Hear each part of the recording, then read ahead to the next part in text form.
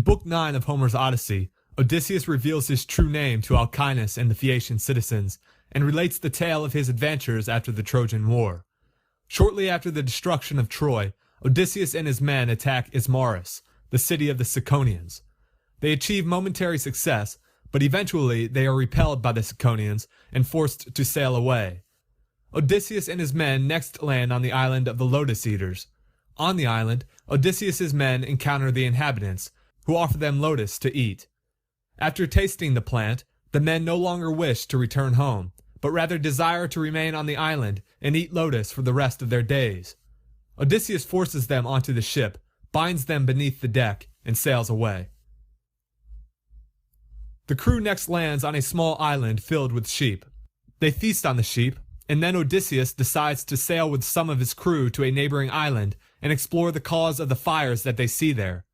Upon arriving on the island, they enter a vast cave and find stores of cheese, milk, and meat.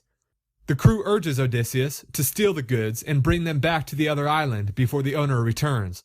But Odysseus resolves to await the arrival of the owner, hoping that he will receive a present from him as his suppliant. When the owner finally returns to the cave in the evening with the sheep, Odysseus realizes he has made a mistake. The cave dweller is a Cyclops, a large, strong, and grotesque monster with only one eye. The Cyclops, named Polyphemus, moves a large stone in front of the entrance of the cave and thus prevents Odysseus and his crew from escaping. Polyphemus eats 2 members of Odysseus's crew and promises to eat the rest. Aware of the dire situation, Odysseus contrives a plan to escape. First, he offers Polyphemus wine until the Cyclops passes out. Then he fashions a stake from the Cyclops' club and stabs Polyphemus in the eye, blinding him. Finally, he hides under Polyphemus's sheep and exits the cave undetected. When Odysseus and his crew are far from shore, Odysseus taunts Polyphemus and tells him his true name. Polyphemus invokes his father, the sea god Poseidon, to kill all of Odysseus's crew and make his return home miserable.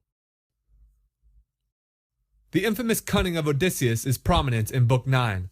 While being held captive by Polyphemus, Odysseus tells the Cyclops that his name is No Man. Thus, when Odysseus stabs Polyphemus in the eye, Polyphemus cries for help to his fellow Cyclopes that no man is killing me. Of course, the other Cyclopes do not come to Polyphemus's aid because they believe that no one is hurting him. Odysseus revels in his cunning.